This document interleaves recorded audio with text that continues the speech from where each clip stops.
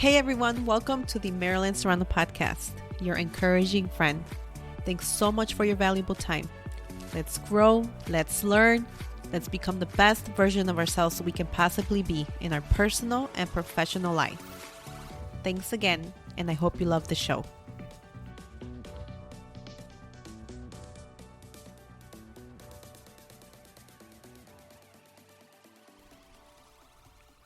Hey everyone, welcome back to the show. I just want to take a moment and thank you. I truly appreciate the messages, the comments, and the support that I have been receiving lately about this podcast. Thank you so much for following the show and subscribing. You see, I love what I do, and it brings me so much joy to be able to create something just for you.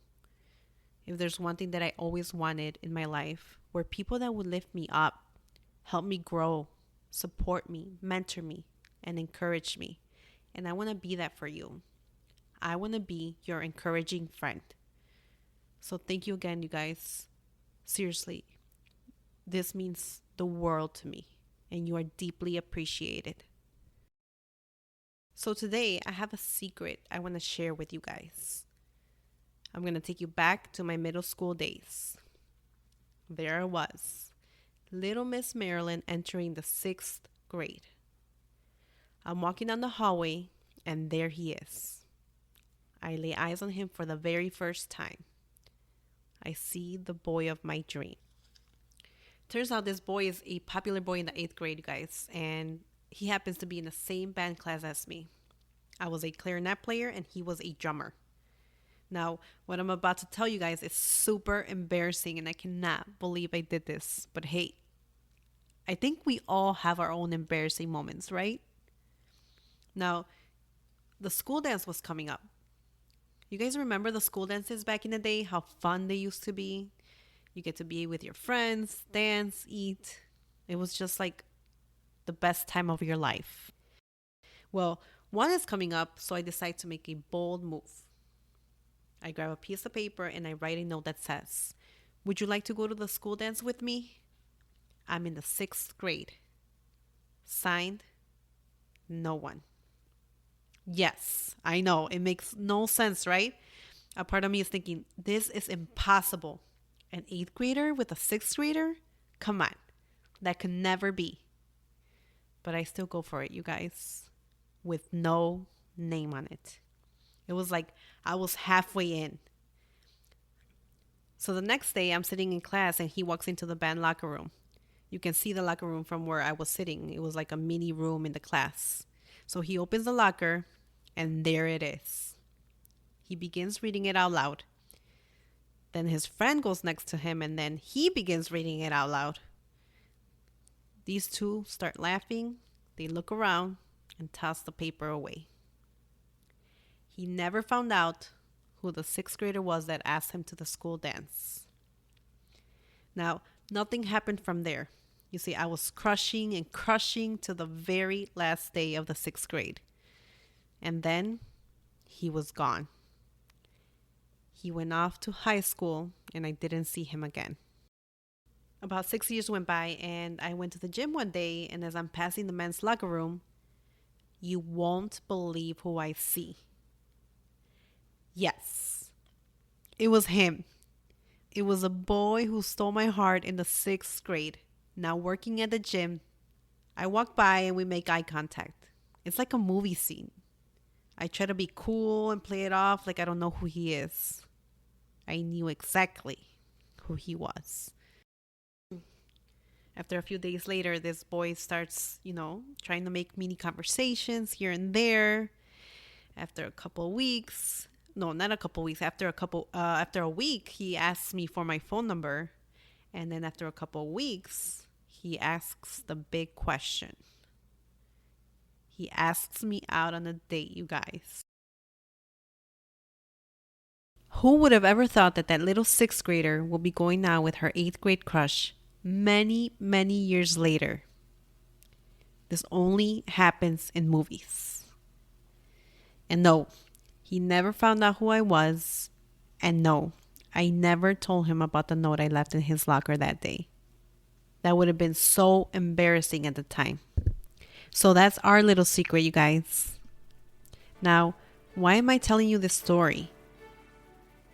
You see, many of you are like little Miss Marilyn back in the 6th grade. Many of you are underestimating what's possible in your future.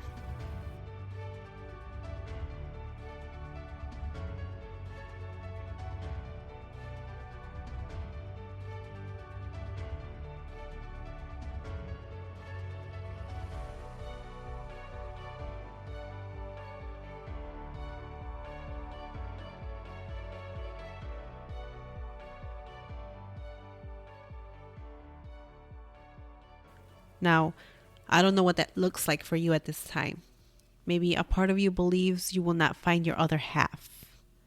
Maybe a part of you believes you will never find your dream job.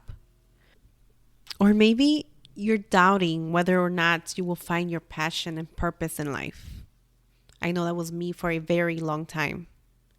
But you're underestimating yourself, your future, your talents, your skills, your possibilities. But it doesn't have to be this way, you guys. You can change that. You have a choice today. A choice to live your life with apprehension or to live your life with anticipation. Let me put it this way. You know how some amazing things happen when you don't plan it? Like winning a raffle or dating someone that you just met and that you really like. Well, now imagine what would happen if you intentionally lead your life. Imagine where that will take you. Where do you think you would be? Who do you think you would become? What do you think you would do? Do you think you will be underestimating your future? Or do you think you will look forward with anticipation because you don't accept your life? You lead your life. You see, it's so easy to feel stuck, to allow our days to control us instead of us controlling our days. But I want to encourage you today. Start today. Start with where you are and start with what you have. Start leading your life.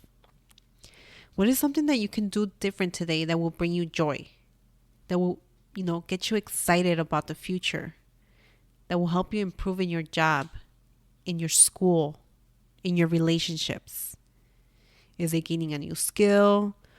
Is it trying a new sport? I don't know, maybe it's setting up a date. What does that look like for you? There's a famous quote that says, when you start to walk on the way appears. David Green, CEO of Hobby Lobby, the arts and crafts store, is a great example of this. You see, he started off in his garage with a $600 loan making picture frames. In his book, Leadership Not by the Book, which I highly recommend, he states, when we started on this journey in 1970, we had no idea what lay ahead. We had no inkling of the sales trajectory God had planned for us. In 1972, we had one store making $136 with 40 cents, and this was from August through December. 1982, 7 stores, 18 million. 1992, 36 stores, making 128 million. 2002, 285 stores, making 1.1 billion. 2012, 520 stores, making 3.3 billion. 2022, 985 stores, making $8 billion. Do you think David Green knew how many stores he would have in 2024 when he first started? I highly doubt it. As of now, there are 1,000 Hobby Lobby stores in the U.S., and David Green gives full credit to God for this. One day he found himself hiding under his desk because he was in so much debt, but God helped him. He is a true inspiration. a true leader in his life. Now, what is it for you? What is that thing that you have been putting off? Are you ready to stop accepting your life and start leading your life? Are you ready to open the doors to new possibilities and stop underestimating what's possible for you, for your family, for those you love? John Maxwell says, you don't know what's around the corner until you go around the corner. We can't expect exciting things to happen for us if we are moving in the same direction, doing the same things, going to the same places, being stuck in the same routine. You see, I understand we're all in different seasons in our life. A mom who has little children is in a whole different stage than a mom who has kids in college. Everything is temporary. But even the smallest thing, like joining a community, attending events, participating or volunteering to help a cause, which, by the way, research shows that volunteering offers significant health benefits, especially for older adults. It improves physical and mental health, provides a sense of purpose, and teaches us valuable skills. And we nurture new and existing relationships. Now, something else you can do is maybe join a challenge, or it can be something so small like waking up 15 minutes earlier to spend time with yourself, with your spirit. That can make such a huge difference in how your day turns out and how you view your future. That is something that I have done, and I'm not kidding you guys, it's life-changing. Every day you have a choice to live a life of apprehension or live a life of anticipation. Now, I'm going to close it up with what my heavenly mentor Jim Rohn used to say. Each of us has two distinct choices to make about what we will do with our lives.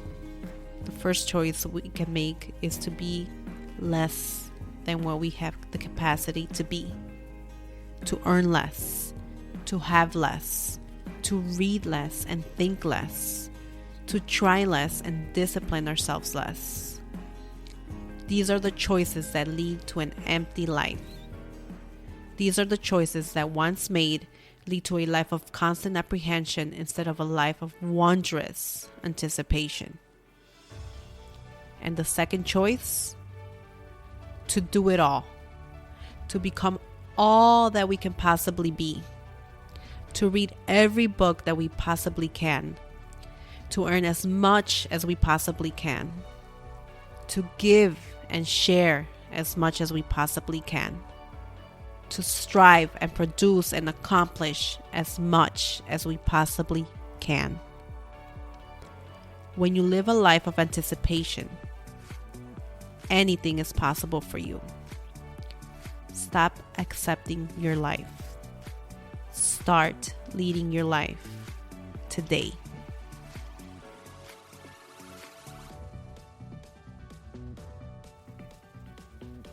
Hey guys, thanks so much for being with me here today. I hope to see you next week for another episode of Your Encouraging Friend podcast. Please be sure to follow the show and share this message with a friend so they can be encouraged too.